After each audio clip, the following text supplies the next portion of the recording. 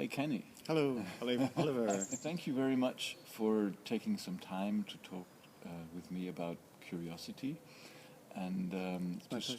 to start this, maybe you can talk a little bit about yourself. Yes, well, I'm a philosopher and I also teach Aikido. Those are the main things I do. I've done a few other things. I've taught yoga. I used to teach international politics at university for some years ago, and I am originally from New Zealand, but now in the last 2 years I've been living in Budapest, in Hungary. Thank you very much. So let's dive right into it. Yep. So tell me, what are you, as a philosopher, curious about? I'm very curious about many things, particularly, I suppose on the more serious side, it would be how to solve some of the world's problems, from poverty to war. I'm not so strong on economics, but I'm curious about that as a future project. I am in the Aikido world, and through Aikido and my study of religions and so forth at university, which formed part of my study of politics, I became very interested in cultural differences, and also being someone whose parents, excuse me, my mother is Japanese and my father is a New Zealander. They met through Aikido, actually. Oh. And so living in a bicultural household and living in two countries growing up was a big eye-opener, you could say, and a big learning curve, given the huge differences in culture between Japan and New Zealand. And I think those things spurred me on to look into differences that make all the difference. Okay. And so those kinds of things are what make me curious. Okay. About curiosity, your topic. Okay. Yeah. Okay. Thank you. So in a way, if you were to describe curiosity in that kind of cross-cultural bringing up environment that you described, so how would you describe curiosity itself? I think curiosity is probably something quite natural to human beings. I think children all over the world are so curious that they learn things so quickly. I mean, some scientists say this is only because of a developmental phase, that their brains are producing billions of new brain cells every second or every few days or something. So their capacity to absorb new information is extremely heightened. And I've noticed that people are, in general, I suppose, outside each person's speciality, people seem to lose that general curiosity for things. I think we start to fit into grooves and we become specialized, perhaps too early through education. But I understand that the educational system is also going through some major changes because of the new technologies and the globalization and so forth. And curiosity has come back in a sense. Oh. It seems now that we have to do business across borders, people travel a whole lot more in the European Union and so forth. The internet, communication has become so much easier, and yet at the same time, it's become that much more difficult, I think, because it means that if we are going to avoid purely superficial relations, we have to start noticing differences. Okay. To appreciate differences and to learn from them. And I think that requires a return to curiosity. By saying a return to curiosity, in what ways? I didn't actually answer your question, did I? Curiosity, what is it? I think it's just a sense of wonder. The reflection on, through the senses, noticing small differences that may mean a whole lot more than than what we see at first glance. Okay. I think people who appreciate paintings, for example, or particular version of a song that someone might sing differently to another, it's the unfamiliar things that I'm most curious about. Kenny, you said that there was a return to curiosity. So was it lost? Or in what ways do you say it's returning? It might be forced upon us partly, just through outside circumstances. We have so many new things happening in the world, very rapid changes. Okay. And change is always unfamiliar, isn't it? Because familiarity implies regularity,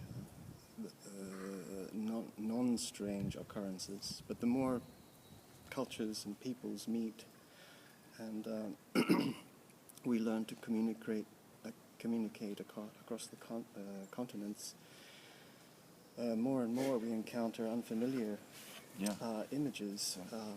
Assuming we have enough intelligence to step outside the oftentimes mainstream media that is conveys a kind of uniform point of view. Yeah. So these kind of interviews that you have with other people I find fascinating. Okay. What would be, you could say, engagement factors or drivers for curious behavior? That's a good question.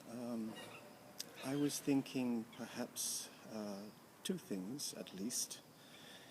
One thing would be being still enough. I take this from the Easterners, the Oriental traditions of meditation, but these things are also now being scientifically validated. Mindfulness, for example. And in mindfulness, the idea is to pay close attention to the differences, if you like, inside your body. For instance, the breath. We take our breath, breathing process for granted, but quite often they signal different moods. So, for example, if I'm angry, I might take very large breaths. If I'm fearful, I might take short breaths. And if I'm, let's say, a little bit sad or something, I might have some heavy kind of a different quality to the breath arises. So these are occasions when if we are not to deny ourselves, we can start to pay attention to the changes going on inside us. And we can go, of course, deeper into sensations that are changing even more rapidly, which, according to mindfulness theory, sensations are the root seed of thoughts. And from thoughts you have ideologies, schools of thought, and so forth. I mean, if you take it very bluntly, wars might be caused by aversion, let's say, a dislike. First aversion meaning something unpleasant is there, an unpleasant person, an unpleasant group of people, unpleasant idea, something I disagree with, a difference essentially. So would you venture the theory or the hypothesis that a reason for war or dispute is caused in a lack of curiosity, maybe? Oh, absolutely. Yeah. Yes. This is shutting down. I think if we can stay curious, we can note the differences, the strange things, the unfamiliar, and learn to, first of all, within ourselves, and become familiar with the unfamiliar inside us. Yeah. And that can also raise curiosity, but also make us very calm, tranquil people, because there's no way, it's hardly likely that we're going to panic for too long about ourselves. Yeah. Even if some of the aspects of ourselves are initially discomforting or something like that. Yeah. So as we become more curious about ourselves, paradoxically, and this is the wonder of mindfulness, and even things like Aikido, we start to become more curious about the outside world. We start to see colors, and our experience of life enriches and we start to see more things. From your experience, from your maybe spiritual or philosophical experience, but also maybe from your Aikido kind of movement experience, or the combination of movement, mind and body, you could say, do you have any stories or any examples where you'd say, this is where I was especially curious, or if I observed somebody really being very curious? Yes, Aikido is a wonderful testing ground for this idea. It's probably one of the most difficult martial arts to learn, as you know.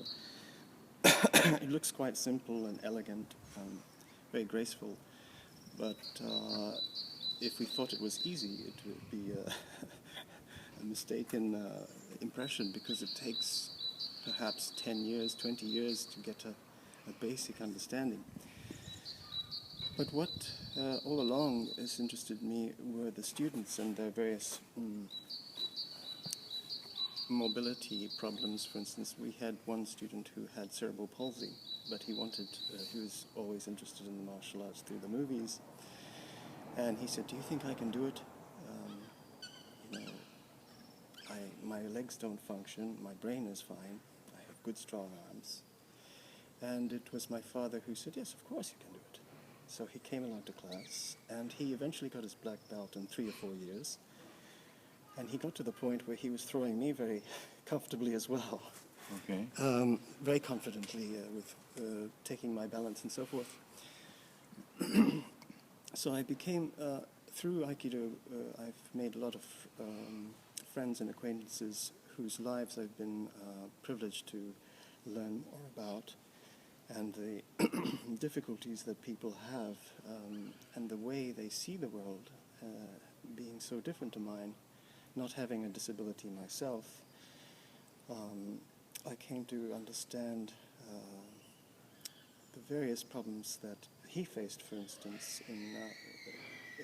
although he was a radio announcer, whenever he would move, he would sometimes find himself prejudiced, if you like, by people who were far more confident in their bodies. Uh-huh.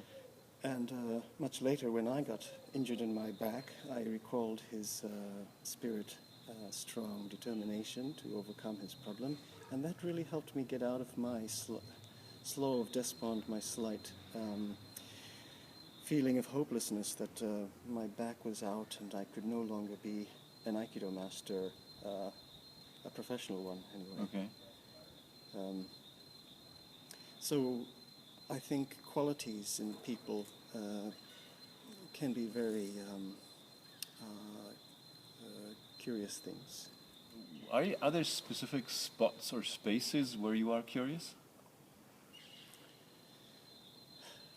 I'm curious more and more these days on my laptop, surfing the internet. I read books. I find that I don't read systematically. I tend to browse through second-hand bookshops, and books, titles and so on pop out at me, and usually they're the books exactly what I need to read. I suppose I work intuitively that way, and perhaps meeting people in the same manner. I think when one is curious, you can give yourself the permission to go off the beaten track. So it means that if you go to another country, you don't necessarily go to where all the tourists go. You might just turn a corner, sit in a cafe, meet somebody, and discover a whole new world. Okay. Which it doesn't mean to say that I won't go to the same travel destinations, if that's the case. Yeah. So these days I am very curious on the Aikido mat. Okay. And at a theoretical level, I'm curious about the intersection of mindfulness with Aikido and with saving the planet, if you like. Okay. How to create sustainable human beings. We seem to be on a crash course in planetary self-destruction Okay. at some level. Most of us probably aren't too heavily involved in the decision-making process. But how do we convince our politicians and people in power that there's no real need for these kind of things? Power, I think, is also a kind of specialization. People are trained for many years, Yeah. and this is a closing of the doors of curiosity. Okay. That's a whole new space we could explore, like leadership and politics, and where is curiosity playing a role in there? Maybe that's a follow-up interview at some stage. Yes. But to wrap it up for now, first of all, I would like to thank you very much for all the rich examples and the thoughts you brought to this topic for me. So if you would wrap it up in a one-liner, like a crisp, short sentence, Yes. and what is curiosity for you? That would be maybe a good final question. Yes. Curiosity for me is learning about differences. I feel creativity lies there. Thank you very much. Thank you very much.